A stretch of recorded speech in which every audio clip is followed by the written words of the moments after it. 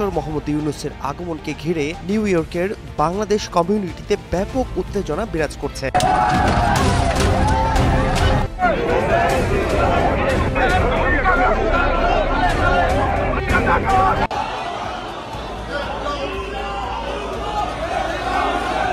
যুক্তরাষ্ট্রের সহযোগিতায় আবারও ক্ষমতায় আসবে আওয়ামী লীগ।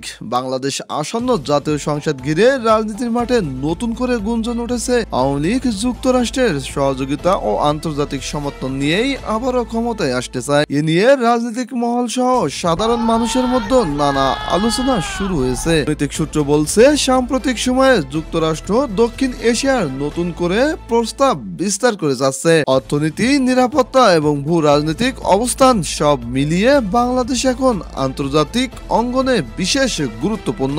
ঠিক এই সময় আওয়ামী লীগ তাদের দীর্ঘদিনের সম্পর্ক ও যোগাযোগ কাজে লাগাচ্ছে বলে রাজনৈতিক বিশ্লেষকদের দাবি। আওয়ামী লীগের শীর্ষ নেতারা অবশ্য সরাসরি বিদেশি শক্তির সহযোগিতার বিষয়টি অস্বীকার করেছেন। তাদের ভাষ্য, আমরা জনগণের ভোটেই বিশ্বাসী।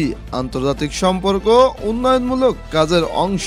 ভিতরে ভিতরে তারা কূটনৈতিক সমর্থনকেই ভবিষ্যতের বড় কৌশল হিসাবে দেখছেন বলে অনেকে মনে করেন। বিএনপি ও অন্যান্য বিরোধী দল এই বিষয়ে তীব্র সমালোচনা করছে। তাদের অভিযোগ, বিদেশি শক্তির আশীর্বাদ ছাড়া আওয়ামী লীগের পক্ষে আর ক্ষমতায় ফেরা সম্ভব নয়। বিএনপি নেতাদের মতে, নির্বাচন যদি অবাধ ও সুষ্ঠু হয় তবে আওয়ামী লীগের ক্ষমতায় ফেরার কোনো সুযোগ নেই। রাজনীতিক এ তর্ক বিতর্ক সাধারণ মানুষের মাঝে আলোচনার জন্ম দিয়েছে। রাজধানীর এক দোকানদার বলেন, কে ক্ষমতায় আসবে সেটা জনগণ ঠিক করবে।